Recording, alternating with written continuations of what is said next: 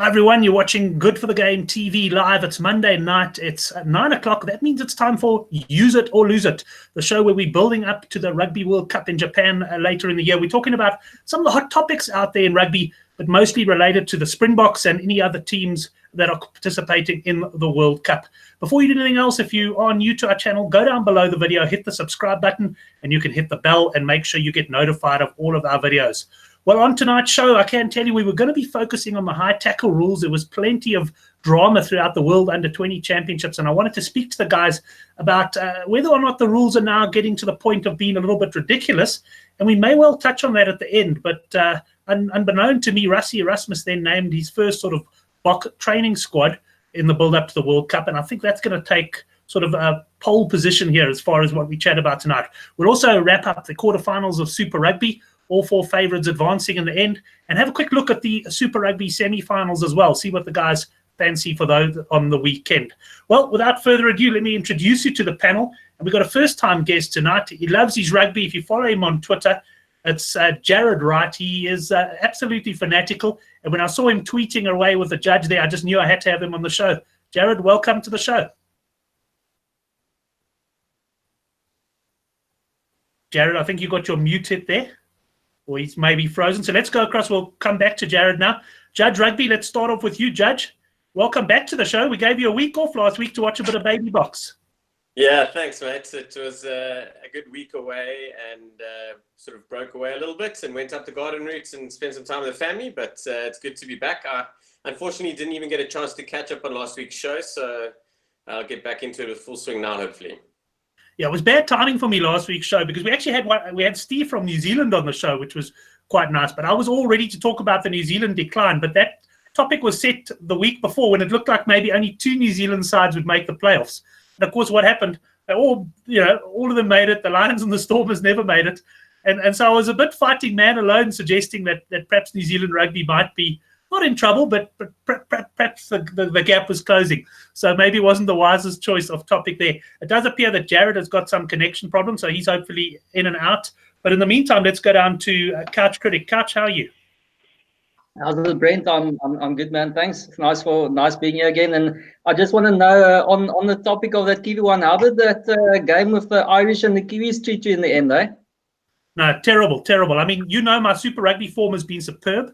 I made a good few rand over the last few weeks on Super Rugby, but I honestly read that game. I thought they had the wrong favourite. I thought the Irish would destroy the baby Blacks, and I bet accordingly. Unfortunately, I got involved there. Put it this way, this weekend ended probably about square thanks to that. I won on Super Rugby, but lost on that, and I absolutely misread that game. I thought that Ireland would really do a lot better. So thanks very much for bringing that up, and let's see if we got a decent connection with him now. Jared, how are you? Good, thanks. Thanks for having me on, guys. Excellent. Jared, just a little bit of background about yourself. I believe you also work for Ultimate Rugby. Yes. Very keen on it and love my job, actually. Get tweets about rugby the whole day, every day. Excellent. And what is your actual Twitter handle? I know it's Jared Wright. Is it Jared Wright 17? Yes, Jared Wright 17. Okay, so you guys, you can find him on Twitter. I can tell you, between him, the judge, and Couch Critic over there, you can talk rugby all day. I'm not sure. I actually was quite surprised to find either of them had jobs. If I must be totally honest with you, but what a pleasure to have a job that involves rugby. Well, guys, let's get on to the first topic, and that is the Springboks squad that's been announced. And now, of course, the squad is nothing final at this point, but it's a case of Rassie Erasmus bringing players together to look at them. But I guess what is very interesting is that he's thrown in a few names there that perhaps some people were wondering whether he would give consideration to, the likes of Colby, the likes of Frans Steyn, possibly a surprise, a guy who's pretty much turned his back in the past on the Springboks. And perhaps he's going the total opposite route to what the Proteas did around AB de Villiers there. So, Judge, I'm going to start with you. Any of those names take you by surprise? I think the only surprise is that we're finally starting to see sort of alignment squads and wider squads named with players that are actually in form.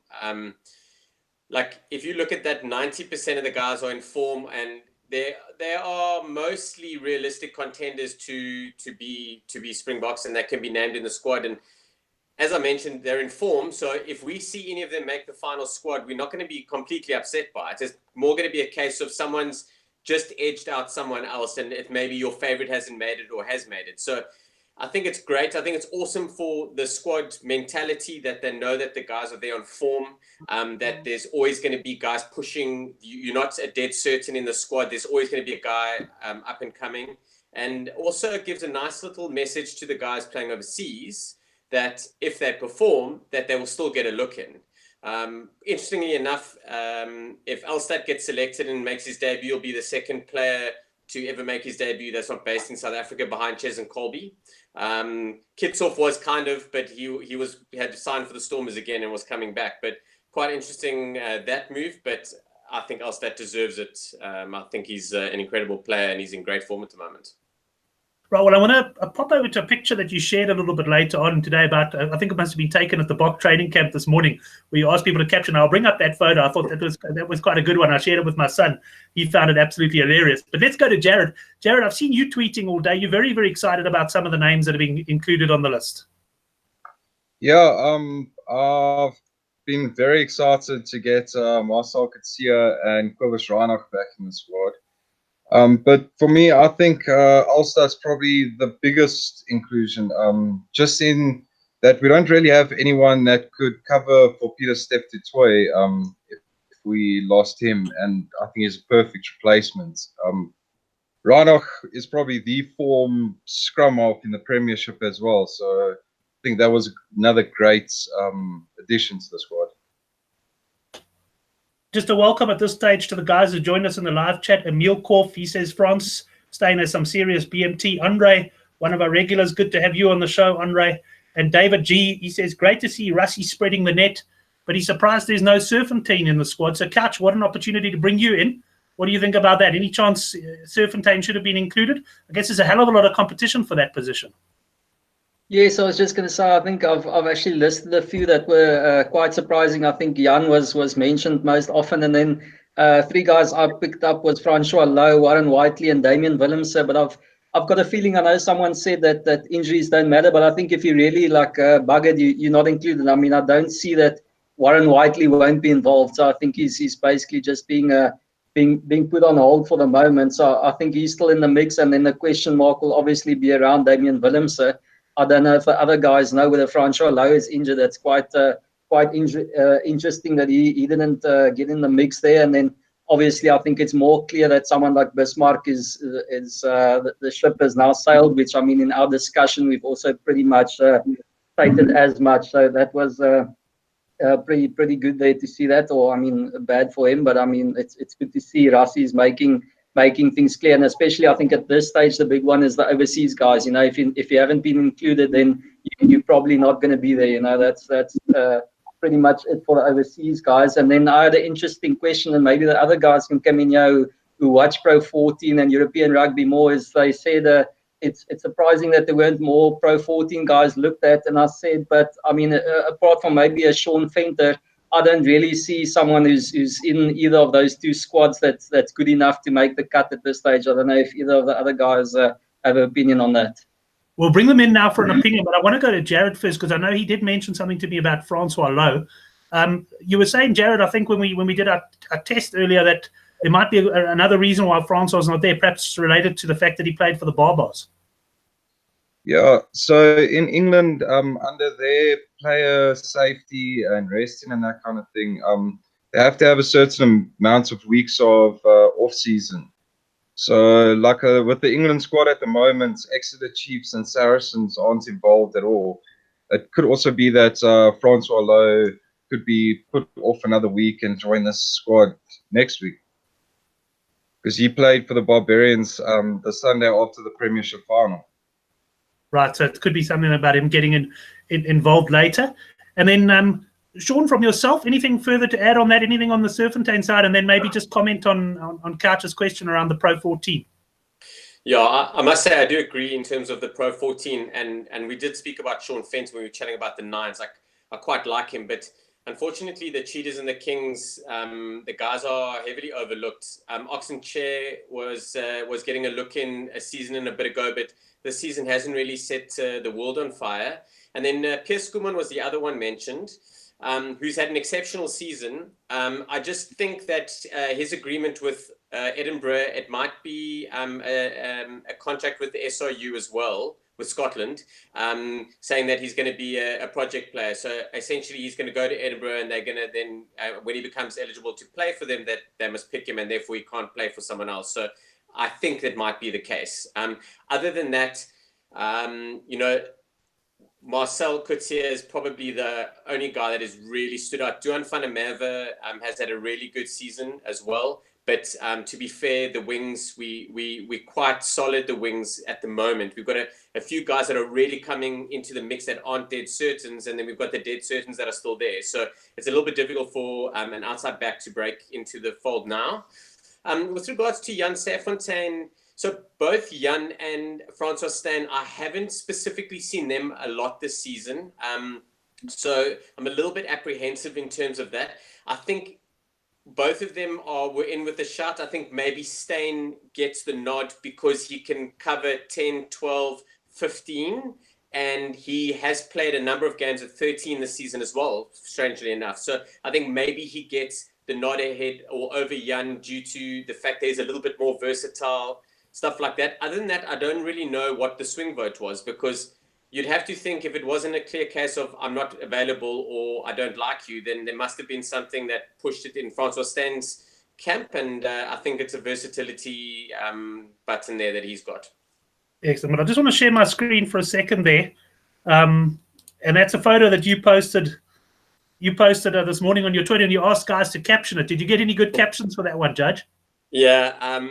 That actually was posted by Springbok Rugby, and I grabbed it from them, and I put a caption on there. The best one I got was Faf de Klerk showing the beast how to dance around people that were upset by his book. So yes, of course.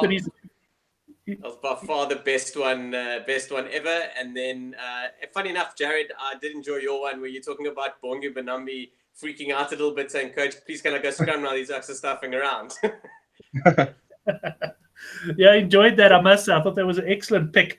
Jared, let's move on to you now. We're under 90 days away from the World Cup now. I've been seeing guys posting. The countdown has really begun. And I think, let's face it, after the Cricket World Cup, we're only too happy to count down to the Rugby World Cup and forget about the Proteas. But that first game against New Zealand is shaping up as an absolute cracker. Now, I'm going to tell you that a while ago, I wrote our chances off in that game. When I look at the squad, and when I look at how wide Rassie has cast his net and what he's looking at, I'm starting to feel a little bit more optimistic from a South African point of view. No, 100%. I agree a hell of a lot. I put a team together of just the guys that were involved in the squad that he named yesterday. And even that squad, Damien de Allende had at outside centre, but it's still very good. I'm very positive, and you still have guys like Lukhanyo out of the picture and that kind of thing. I think it's brilliant. Once the Rugby Championship kicks off, I think we'll have a clearer picture, but that'll definitely a lot of positives going forward. Well, Couch, let me bring you in now, because I know this is not a betting show as such, but we like to look at the betting angle every now and again. Now, I was having a look at World Sports Betting Site, and they've got betting on who's going to run out in that opening game against New Zealand in what jersey. So, for example, and I'll tell you now that, for example, Damien de Allende is 1-4 to wear the 12 jersey in that opening game, which means if you're new to betting, that's a 25% return on your money. So you put 100 Rand down, you make 25 Rand profit. I wouldn't be advising jumping in there sort of 90 days out when things like injuries and that can get you. But what I wanted to ask you, what interested me here, and I saw one of the guys on the Good for the Game forum raised it as well, 25-1 Frans Steyn. Do you think there's any value there? Do you think there's a chance that Frans Steyn could start in the number 12 jersey in an opening game?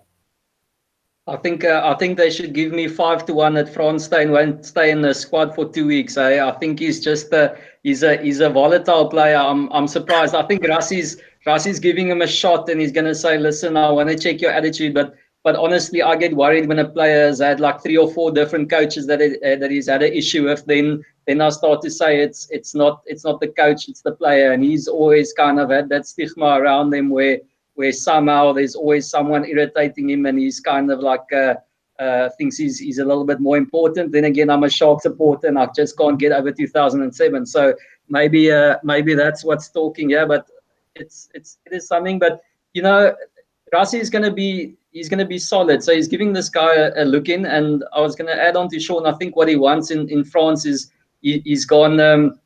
Horses for courses there, like for like. Frans Steyn is going to be his inside center option. He's also got a boot.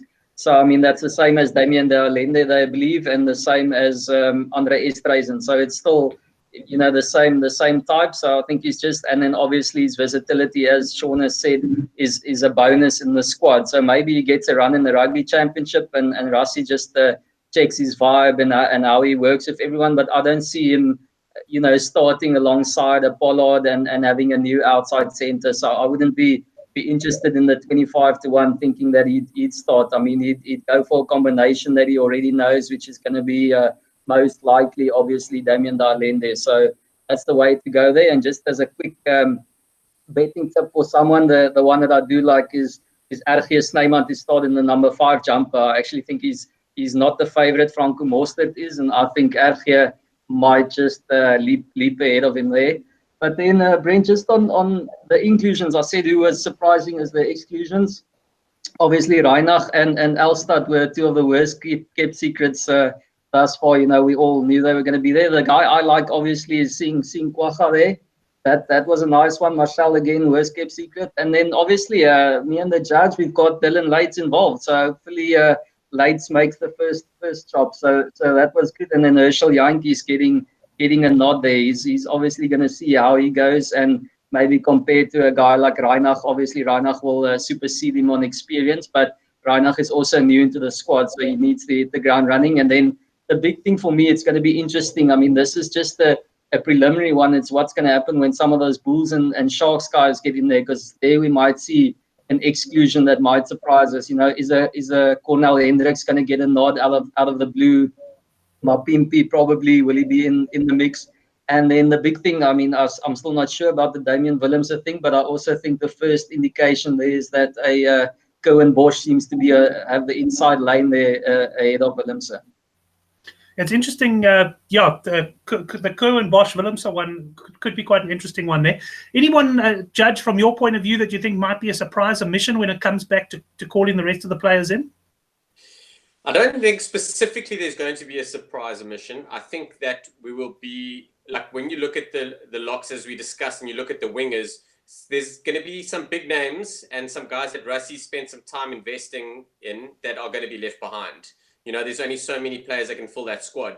I think like winger wise, like I think we could be in with some interesting surprises. I think Makazole Mapimpi has really had a good season. He's really impressed defensively, which was my biggest concern, because I think he's one of the best finishers that we have. Even though Cornel Hendricks had scored incredible 2 tries this weekend, I still think that Mapimpi is our best finisher at the moment. Hendricks is definitely on his way up, but those 2 definitely aren't the first choice 11 and 14 for Rassie, and not who he's invested time in. The Bosch Willemse conversation is an interesting one, because Rassie's clearly favored Willemse, and now it's Willemse's in a bit of an injury crowd, and Bosch is actually doing the business. So that's going to be an interesting one. I don't think we're in for any more surprises. I think the only other surprise that we'll see is potentially a Cornel Hendricks coming in. I don't think anyone else will be an absolute bolter to come into the mix. I think we're pretty much set on who's coming through, and I feel for Lizo Goboka. I just don't see him making it, and he's playing such good rugby at the moment. But we're in such a good space that he's got that he's in form, and he's got a good line in, and if we need him, he's ready. Right, yeah. There's always going to be a few players, unfortunately, who are going to miss out there. Jared, let me go over to you and ask you. I know I picked up on Twitter. You're quite a big fan of Reinach. Now, you've got the likes of Reinach and Faf du Plessis vying for that 9 position. Faf's obviously the incumbent. He's the favorite. Do you think there's a chance that Reinach could force his way into the starting lineup?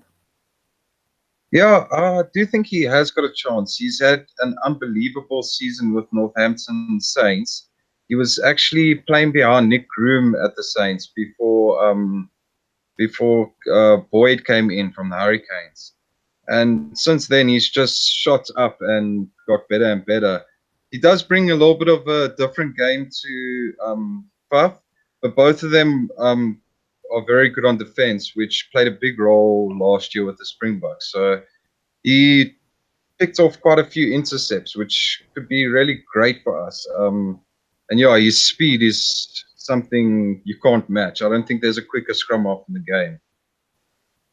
And any other positions you think we might be surprised by the actual starting 15? Perhaps where the favourite who we might think is the favourite now may not start? I'm not too sure. I think maybe Alstad could seriously push his way into a starting lineup. How that affects the second row is another story. If we go with Etzebeth and Peter Steph du Toit or Mostad keeps his place, there's a lot of permutations in the pack, I think. But yeah, I think Frans Steyn could also get another shot at fullback and not just inside centre. He played some good rugby there for Montpellier. And yeah, if we only have Villiers as our one choice at the moment, throwing him at 15 can't hurt. And Tommy, if assuming that Frans Steyn comes to the party over the next 2 weeks and impresses Rassie Erasmus, because like Couch said, perhaps Rassie's just making sure he's not leaving any stone unturned.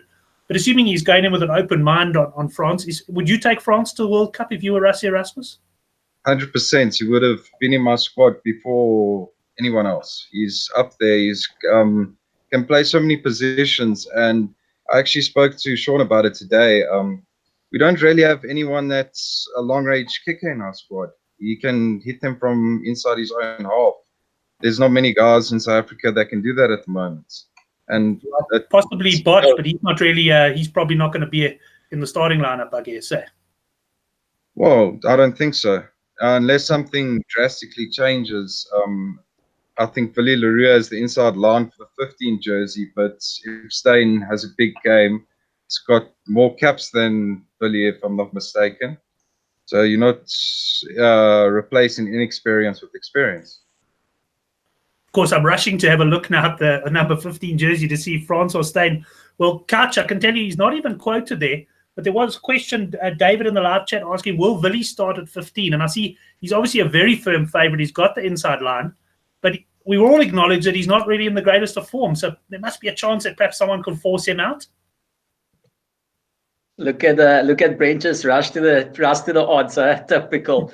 No, listen. I think it's actually a very good point. It might be his best shot to play fullback, and especially if I know Sean was quite worried about Villy's form, and if he doesn't produce, Bosch is seen as an option, but I don't think Bosch is seen as a realistic starting option at 15 for the Springboks. So as soon as we're starting, not just in the squad and not just on the bench, but we're talking. Listen, who's actually going to take up the 15 position? If Villy can't do it, then okay, it's probably between Colby and France. And as we've said before, Colby's great and he's a pocket rocket, but probably going into a World Cup, Rassie's going to go for a guy who's got a little bit of a tactical boot and can control things. And then a guy like Frans Steyn comes into it. And I'm just not sure whether they make a 15 jersey big enough for him to fit in.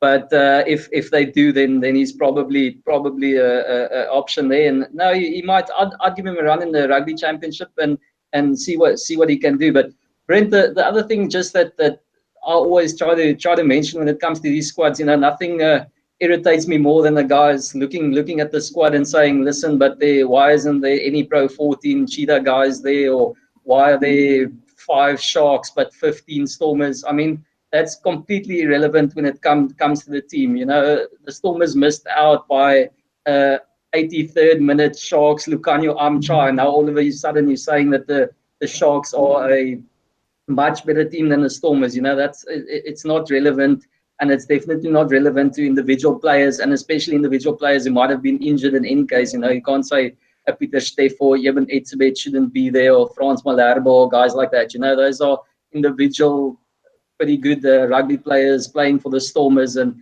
you shouldn't be trying to match that or saying, why are these guys from the Lions there? They couldn't even make it. I mean, that type of argument to me is completely irrelevant, and we've missed that provincialism 15 years ago. So that bus has left the station. Right. Any closing comments on you, Couch, before we leave the squad chat at this point?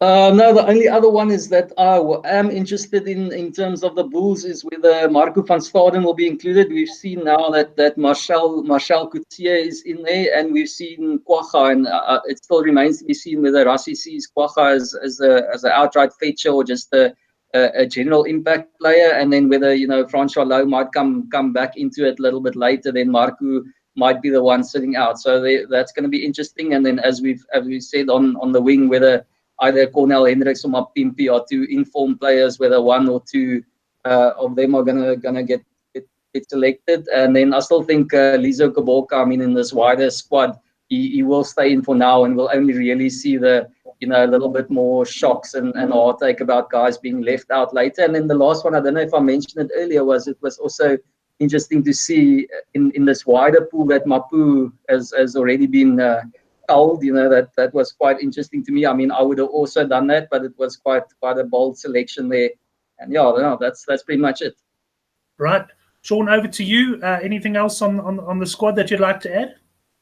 Yeah, I think it's very important that we understand and we see what Rassie's doing here. And we are not going to be playing our first choice team week in and week out leading into the World Cup. It would be silly because guys need a rest. So Willy's not on form. I know he's not on form, but he is going to be there. So there's two ways. Either we play him and try and play him into form pre-World Cup, or we give him a break. I'm more on the lines of give the guy a break, let him know that he's actually not bulletproof and that he's got to work a little bit to get in the mix. And maybe it'll light a little bit of fire back in him, as long as the communication's clear. And then we've got guys, and I agree totally, like Peter Steph Toy, that guy needs a break. I did the numbers. If you look at the last two seasons, I'd speak under correction, but I think he's played 92% of the games for the Stormers and the Springboks in the last 2 years. The guy needs a break. And Elstad's perfect guy to come in and take that thing. Like, Rassie's got his core side, probably 80-90% of his players in pen, written down, barring injury, they're going. We've got a whole bunch of other guys that can come into the mix. We can start looking at planning for the future because there is life after the World Cup. And my biggest thing is we are only focused on World Cups. Every time we just World Cup, but then we to restart everything in 2020 is stupid. In the professional era, we need to be able to have built up some stuff. Guys are in the mix, so we kind of move seamlessly out of a World Cup year into the Rugby Championship next year, and then into the Lions in 2021. Like, we need to start looking long term, and I'm a massive fan of Rassie and how he puts these things in place, and it really looks like he's starting to do that, starting to cast the net wider, have a look at a few things, give the guys, reward them for form, and then we'll move it on. It sucks to miss out on a World Cup, but if you're still in the mix for the Springboks the year after, it's consolation. You're good enough. You just couldn't make it in 31 men. Excellent. Yeah, I like the idea of building for the future. I mean, we're going to touch on it now when we talk Super Rugby. You've got a team like the Bulls who've had a pretty good season. They've really built up, but they're just going to be absolutely decimated now and sort of go back to the beginning because of the fact that half of their players are moving on. Obviously, it works differently in the international setup, but it is a good point that there is life after the World Cup. Just to mention on the live chat, Len Koeman saying WSB has Victor Matfield 500-1 for the number 5 jersey. So I reckon you'd rather take about 1,000-1. Nice Witter runs out in the 10 jersey there. But anyway, that's good. Good to know that the bookmakers have got a bit of a sense of humor there. Jared, let's end off with you then. Anything else on the squad side that you want to add before we move on to Super Rugby? Yeah, my last thing is I just don't think if a guy hasn't been selected right now that you should really write him off completely, that he won't make the Springbok squad for the World Cup. A guy like Mapu could still force his way in. I think Bismarck is an injury away from making the squad. Yeah, and I think Saffenstein as well. I think might just sneak into the squad at some stage. So yeah, those kind of guys. Also Francois Lowe. I don't think their World Cup hopes are necessarily dead and buried already. There's still a whole rugby championship to go through, and some more World Cup warm-up matches. Yeah, there could still be some surprises there. Just on that, yeah, sorry to interrupt you, but I agree totally that they're not out of the way. If we have a late injury, to bring in a guy that has so much experience internationally and for the Springboks, they will move easier into the squad and integrate easier than bringing a guy that is going to be on his debut and is going to be starstruck by everything. So I don't think it's a horrible move. And, you know, if someone says there's an injury and you bring in Francois Lowe, you're not going to be overly upset by it. And the same with Bismarck and the same with Jan. Hypothetically, if they ever get called up due to an injury or whatever the case may be, they're going to fit into the squad environment quickly. It's not going to be too much of a teething process for them, I don't feel. So, yeah, I think we're starting to get into a really good position at the moment with regards to players and competition. Yeah, it's certainly starting to look that way. It's starting to feel that way as well. Guys, let's bring the end into our Springbok chat then for this particular show. We're going to be taking a good look at the tournament in the weeks ahead, including having a look at who the likely quarterfinalists are going to be, going through some of the key matches in the World Cup. I can tell you on the Good for the Game forum, where, as I say, the guys are looking at it from a betting angle. Lots of guys reckon Argentina are going to beat France in that opener, and that's going to be an absolutely crucial match. So we'll get more into that in the weeks ahead. But I do want to touch on Super Rugby. We had 4 quarterfinals this weekend. And Couch Critic, let me start with you there. The first game was the Crusaders against the Highlanders. And Crusaders, well, they ran away very comfortable winners after just leading at 3 points at the break. And I have a sneaky feeling that you're having connection problems because you haven't moved on my screen for a while. Couch, are you there? Okay, so Couch Critic's not there. So Jared, I'm going to stay with you there on that one. The Crusaders Highlanders game. Comfortable win there for the Crusaders in the end. But I felt a key point in that game was the yellow card to Liam Squire. Yeah, I think that was the main points where the game swung. But the whole time watching the game, I was just waiting for the Crusaders to run away with it. And I think that Squire yellow card just gave them the perfect opportunity. And they are a championship side, so the minute you give them half an inch, they take a mile and they run away with it. And it also has to be questioned whether the Highlanders should have really been in the quarterfinals to begin with. With so many teams in the competition, do we really need 8? Do we need a quarterfinal? Should we not be going straight into semis? I don't think so. I think it should have just been a straight semifinals, straight from there, or perhaps 6 teams only. Well, having a look at the record of the away teams in these quarterfinals, it sort of supports your argument quite a bit because it's so seldom that we get an away team winning. In fact, Jordan, really the only time we get an away team winning is when it's a New Zealand team and they're traveling to, say, South Africa or Australia. Then you might get an away team winning. But it's a good point. All 4 home teams won. The Crusaders were certainly dominant. I know you and I discussed that yellow card on Twitter. I think we were both in agreement it was a genuine yellow card. In fact, I thought Jacob Piper, despite the fact that he's been criticised, as all refs do, by quite a lot of stickers, I thought he had an excellent game.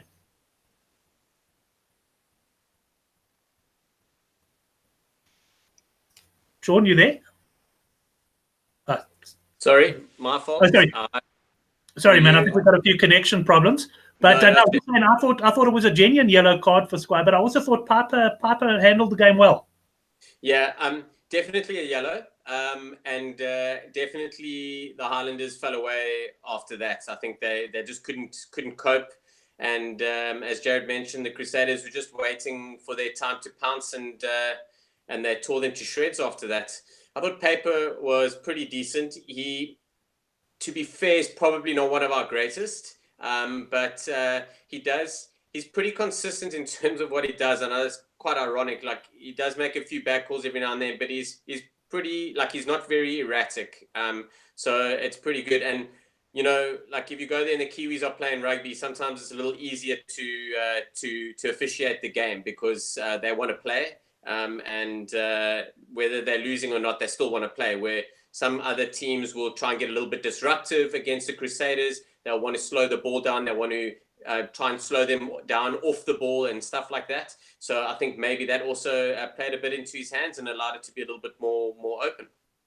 Oh, let's go on to the other game I wanted to mainly focus on, and that was the Hurricanes up against the Bulls.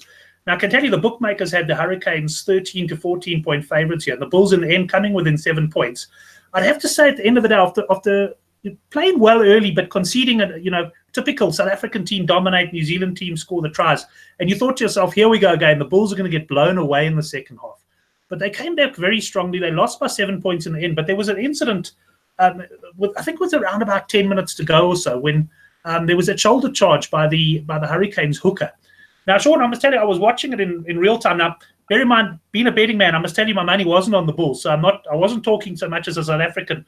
I was watching this as, and the moment that happened in real time and the Hurricanes broke away, my first thought was, don't get excited because this try is not going to count. They're going to come back. There's going to be a penalty at the very least for that shoulder charge. Anyway, the Hurricanes didn't score the try, so there was no need for them to come back and check that. But then they showed a replay, and I could not believe, first of all, that the TMO never said something. And I haven't been able to find a replay of the commentary, but the commentary during the replay was amazing because the New Zealand commentator was like, he saw what happened, and you could hear him. He was about to say something, and then he changed his mind, and he carried on talking about something else. I don't know what you thought of that one, but I thought that was really a situation where you'd think a TMO would go, check, let's have another look at that. Absolutely. That, like, I'd find it difficult not to give a red card for that. But you could understand because there were two players there, might have classified or fallen into the mitigating circumstances, and maybe you would have got a yellow. But at the very least, it was like a penalty and a yellow card. The fact that the TMO didn't come in is very interesting, and I don't know enough about what their mandate is, but I know that they're absolutely within their rights to come in for that for foul play. Like if you want to say maybe he missed something. I don't know. Maybe he didn't see it or something. But that's like then he's not doing his job, which is very it wasn't great, and it was a massive part of it. Massive part of the game. Gqoboka went up for a carry. It was after the knock on from Perinari, got an ankle tap, and yeah. Like that would definitely change the game heavily. And also the thing that I'm quite that bothers me a little bit is that there was no citing of it. So it has to be a red card incident in order for them to be cited. So therefore they maybe think it wasn't a red card incident and therefore not cited. I don't know. I'm not quite sure how that conversation goes with the citing commissioner, but it's just it's not great for the game. And I don't buy into the fact that the Kiwis always get away with it and everyone's against South Africa. I don't buy into that. And I had quite a lot of words with people on social this weekend about that. Like, I'm more a case of I want it to be right. I don't care who it's right for. It must be right. The second we get the game right for everybody and those things fall away, then people can't bitch and moan about it. So it's unclear as to why and how it didn't happen. But for me, a yellow card minimum. Yeah, I'm in agreement. When I watched it in real time, I wasn't even sure if I just saw something happen and I thought, oh, they've got to go back and check that. And I mean, for all I know at that stage, I was thinking perhaps it was totally accidental or whatever. But yeah, very shocked they didn't go back. I'm with you there. I don't like all the moaning. But in this particular case, I do think the TMO made a huge error in not going back. Jared, you got any views on that one? Yeah, I still can't understand how the referee missed it because he looked directly at it. But yeah, there's your human error in it. I'm totally with Sean that also I can't fathom how the sightings just don't happen. Even if it's not a red card, they are allowed to give a sighting commissioner's warning. And after a few warnings, you can actually get a suspension from that. And that's just not happening. And the problem is it's not only happening in Super Rugby, it's happening in the Premiership, in the Pro 14. And these guys are just getting away with it the whole time. You want to preach that we're trying to make the game safer, but incidents like this just go unpunished, completely unpunished. So for me, that's the big issue. And yeah, it's one of those things that a referee can miss, but what is the TMO doing if he's not looking for incidents like that? Now, Couch, I see you're back with us now. Obviously, they were blowing to a different set of rules in the Junior World Cup. But, I mean, some of those TMO interventions were bordering on the absolute ridiculous. I mean, I think I commented on Twitter, if one of those TMOs had got stuck into this guy, he would probably have been jailed and refused bail. You know, I mean, that's how crazy some of the stuff was. It's the consistency at the end of the day that we're looking for, isn't it? I mean, let's have one set of rule, and let's have some consistency, particular amongst the TMOs, because that's what I'm finding. Some TMOs will draw your attention to every little thing, which I'm not in favor of, but then there's others that will miss big issues like this. Exactly, Brent. To me, it's a lot like the whole try scoring process. It's just that it's almost like who controls the footage, because at sometimes they do one quick replay from behind the poles, and you don't see a forward pass, and the kicker takes it, and you just move on. And the same thing with a high tackle. Often, if it's in Argentina, then it's almost like when it's against the Argentines, then they'll replay it until, on the big screen, until the TV ref has almost seen it, and the on-field ref. And it's almost like it's the same in New Zealand, and it's the same in South Africa. You just almost get that television right kind of bias, where it just seems to pop up the right angles, and it pops up repeatedly when it's against the home side, and that's the issue that I've got. I want something that's clear, and listen, this is the mandate to the TV ref. He's not a local or whatever. He's a neutral, and he's got to go and check everything, or they've got 3 guys who's checking everything, or they're saying, okay, don't be too strict on this, but be more strict on that. And that's just the kind of thing. And then tell everyone. I've actually seen a nice one, and I'm a big fan of his work and what he believes in. And Ross Tucker showed the whole decision-making process from IRB and how it's supposed to go in terms of the sanction and things like that. And I mean, we don't want to get too big into the under-21s, but you understand, or the under-20s. And like he's also said, is you want to almost be hard on them at a young age, and you want to be hard on guys for a season or 2, and you hope that if you're dishing out red cards and penalties all over the place, then in a season or 2's time, eventually you don't have to be so harsh. But the problem that you have is you've got to look at the product as well. Obviously, player safety is paramount, but you can't spoil the product. And at that under 20 level, you want to try and lure new people to come and watch the game. And now you've all of a sudden, especially guys watching the game at live as well, all of a sudden you just got the stoppage, and you look again and the guy's getting a red card. It's just things aren't working the way it is at the moment, and something needs to be done. But as I said, especially at Super Rugby level, and I'm sure we're going to see it at international level, they just need some consistency there in terms of what do they look at, and in how much detail they look, so that you don't have a Marius Jonker calling it up every 5 minutes, and Sean Veldsman just not calling anything up at all. Well, while we're on the topic of high tackles, I'll move back to Sean there. Sean, I mean, I guess one of the interesting things, I was also looking at the procedure that's followed in that. What struck me as odd in the under 20 championships, though, is a player can duck into a tackle, and then contact is made with the head, which is obviously a mitigating circumstance, but that only gets taken into account right at the end. Now, to me, I don't know, I battle with the fact that if you're tackling someone and you're going in at the right height and he ducks into the tackle, I don't feel it's fair to. I believe that mitigating circumstance needs to be taken in up front to say, guy was going in at the right height, player ducked into the tackle, or sometimes in some cases jumped into the tackle, whatever it is there. I battle with that. But then I guess at the other end of the scale, on the safety side of things, they say we need to still penalize the guy for making contact with the head. Yeah, it's such a tough one, and like I agree totally. If you have a guy that's going in at the right, like he's going in for a hard hit. So where it often comes is where a guy's going in to absolutely clean someone's pipes, like get a very positive tackle out of it and drive the man back, or get him to knock on, or allow his players to then force the turnover. That's sometimes where like the mistakes happen. When a guy gets lined up nicely, and then when a guy steps. So when you step in, you're dropping down a little bit lower. So then the arm's going to come off the shoulder and hit you in the head, and then it's a high tackle. So once, I think we're getting a little bit too technical in this stuff. So the minute you start saying, right, how do you know when he's actually ducking in? Because when you're running, you're not standing up straight, you are dropping down. So it's it's really technical, and it's really tough. And I'll be honest, I don't quite know how to fix it.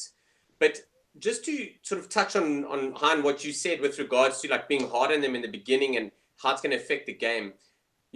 If you get pinged for something, your coach, you're not going to want to be down to 15 men, and the guys are going to have to fix it within that season. And like, I think that's I think the best shot, I think the worst thing that we have is inconsistency. I think, like, if we don't agree with it, but it's blown the same the whole way, I don't think our refs can be that far away from each other, and be far away in terms of what they feel a high tackle is and not a high tackle and stuff like that. Like, the guys, they spend a lot of time together. They all go to the same courses and they go on camps and.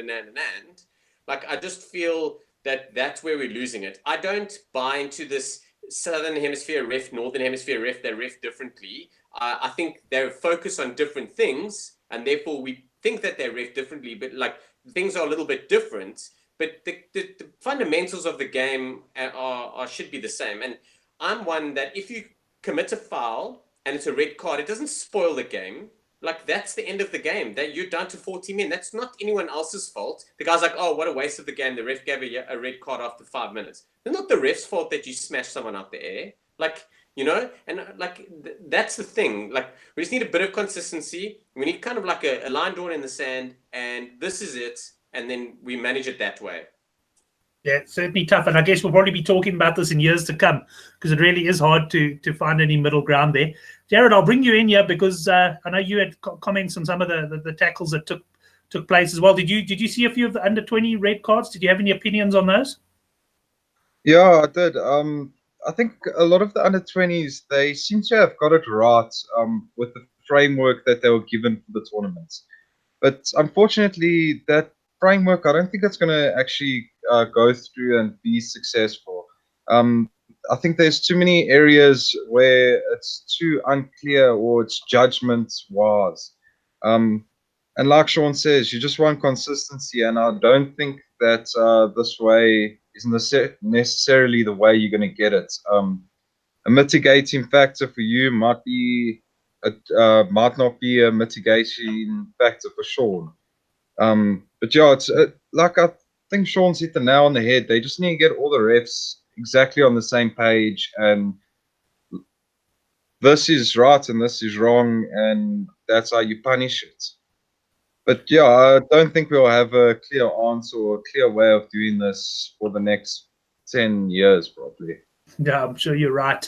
Guys, let's talk quickly about the semi-finals. Oh, sorry, Couch, come in.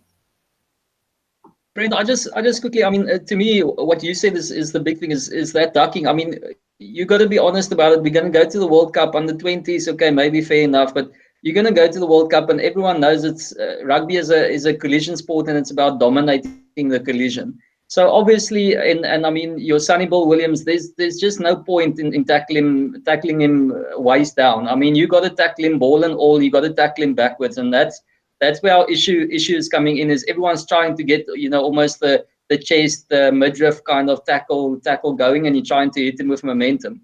And as you said, now all of a sudden a guy is either sidestepping and he's already half ankle tapped and he's going into a tackle, and you hit him with a seat belt or, you know, whatever kind of tackle, and it's going to be high. So there's where I've got the issue, as you've said as well, is that now you're getting a yellow card or you're getting a red card for leading with the shoulder. But I mean, you're going in for a dominant tackle, which you would have been wrapping, but the guy's falling into your tackle.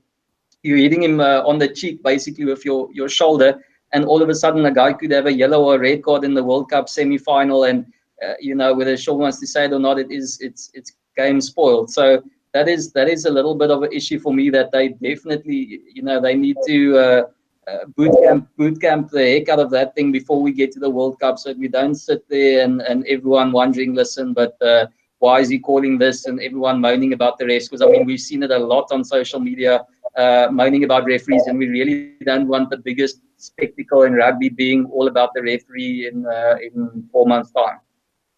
That's it. I mean, Han, just while I'm with you there, there was a game, I think it was Australia were playing, one of the matches Australia were playing, and the player actually jumped into the tackle. So the player with the ball jumped into the tackle. So the guy went to tackle him. The player jumped, so he immediately was in the air, and he went over the guy's shoulders. I mean, I must admit, it looked terrible. I couldn't really argue with the fact that it was a penalty, well, yellow card. But the more I looked at it afterwards, the more I'm thinking, what do you do if a player jumps into you like that? I mean, should you not penalize the player who's jumping into the tackle? No, I'm with you. I mean, I know you've been talking it quite often. Is that they should just say probably even from a kick, but at this stage, if it's not a kick, don't leave the ground. Obviously, if your scrum off is popping it, a meter above you as a fly off, you're going to try and jump to get it. But it's just unrealistic. I think people are forgetting, in the heat of the action is when you go in for a hit, it's not like you can pull out in that last 5% of the tackle. You've got your head down, you're tackling where the guy was, not where he is in that last little bit. So that is the issue. And I mean, I think it was it Super Rugby or was it another under 20 where it was a proper, lift the guy up, dump him down and go down with him, and it was just a penalty. And to me, that's more aggressive and more intent is when you're spearing a guy above horizontal and you're going down with him than a guy who just jumps into a tackle and you're basically just going on and going through him. And then, the ridiculous part is they go and slow-mo it to say, where did he land? I mean,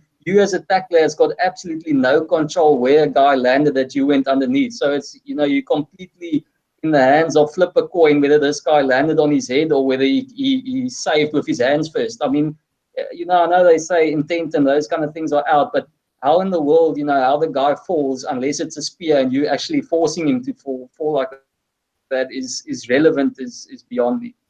Yeah, it's quite a challenging one. Guys, anything else on this before we quickly get our predictions for the Super Rugby semi-finals?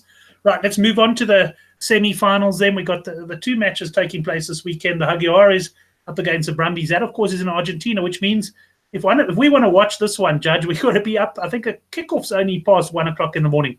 It's around about the time you're getting home. Are you going to be in the mood to watch rugby? Yeah, it's going to be a good one. I think I really am excited for the Jags at home in a semi-final. I think they had a really good game in the quarterfinal. They were up and then they fell away, but then they managed to claw it back again, which is something that the Jags have been missing for some time. They have that kind of they kind of lose their head a little bit and then they fall away and then there's really nothing left for them to play for, So I think I'm really looking forward to it. I think it's good, and I think they're in with a massive shot to make the final. And I think them playing at home is a 16th man, second to none. Add to the fact that the TMO and the TV guys like to get rid of a few players if they can. So we've got 17 men against the 15 of the Brumbies. Game on. So you're going for the Jags to win that one. And Crusaders up against the Hurricanes in Christchurch. Crusaders have never lost a playoff match at home. Do you think that continues? Yeah, I don't know. You can't go against them. And the Crusaders always get back in later to the game. It's a tournament and they start peaking a little bit. They seem to hit their straps this weekend where they were put under pressure and then they started gelling. And I think they're going to take that and they're going to push it through to the semi-final. So it'll be difficult to go against the Crusaders, but I think they got this one sewn up. Right. Jared, what are your predictions for the two semis? I'm actually going to go for the Brumbies against the Jaguares. The only reason is when I watched them play this weekend, they just seemed so on it with everything. They looked switched on at the lineouts. Their defensive line was nice and sharp, and I think they can pull off what I think would be a bit of an upset. I think it's a very close semi-final, that one, and I would like to say the Hurricanes in the second semi-final, but I don't think that's going to happen now. I think the Crusaders, they have a few players they want to send off, and they've just got that team so well oiled. I can't see them losing against the Hurricanes, but if there was a team to beat them, that's definitely the Hurricanes. Yeah, I'd agree with you. That probably would be the Hurricanes. Couch, I'll bring you in. I did my handicap projection video, and you'll know that some of the bookmakers are out, and I'm very firm on the Crusaders this week. I think I was on them last week to win by more than 12, and I think they win comfortably. I wasn't impressed by the Hurricanes against the Bulls. I have felt the whole season that this hasn't quite been a Hurricane side of old. They're a little bit soft in the underbelly. And before you give me your predictions, just to mention on the Jags as well, the one part the Jags struggled with against the Chiefs was the scrums. And the Brumbies, I'm with Jared there. I do think this is going to be a really, really interesting game because the Brumbies do look sharp all over the park. Do you think we could have an upset? Yeah, no, I think the Brumbies will give them a good shot up front. I think that the only thing to realize there is that the Brumbies rush defense really at the Sharks in all sorts, and I think the slick handling and those little grubber kicks of the Jaguares are going to work much better than whatever the Sharks came with there. I mean, they were just bloody clueless. So I think it should be a good game, but I still think the Jaguares will do the job at home. You know, they've been on the up this season, and somehow they just when it matters most, you know, they're going to win it with a late try by the hooker there in the second half. So don't worry about that one. And then you know, the important thing to remember, everyone's on this whole Bulls were great and everything like that. The Hurricanes are a team that play better without the ball. They're not worried about trying to play counter-attacking rugby, playing with the small amount of ball that they get, and they're just the most lethal team with that little bit of possession. So, you know, I've got some good money on the Crusaders outright long term, but I wouldn't be surprised if the Hurricanes pulled a fast one there. You know, they're the one team that I think could do it. And I mean, I still think the Crusaders might be the handicap, but you never know. The Hurricanes might just sneak it with a moment of Ardie Sevilla magic. Excellent. You love your Ardie Sevilla. Guys, thanks very much for joining us. It was a great show. We've managed to come in within the hour mark. Thanks also to the guys who followed us live and contributed to the live chat. It was good having you on the show. Remember, Thursday night, 9 o'clock, it's the handicap, rugby chat that matters. If you do like your rugby from a betting angle, then join us then. Because some of our guys, when we talk on that show and we talk about lines, we do tend to get movement straight away from the bookmakers. Although being a semi-final, the markets will be fairly settled by that time. Thanks a lot, everyone. Remember, if you haven't subscribed yet, you can do so below the video, and we'll see you next week for Use It or Lose It.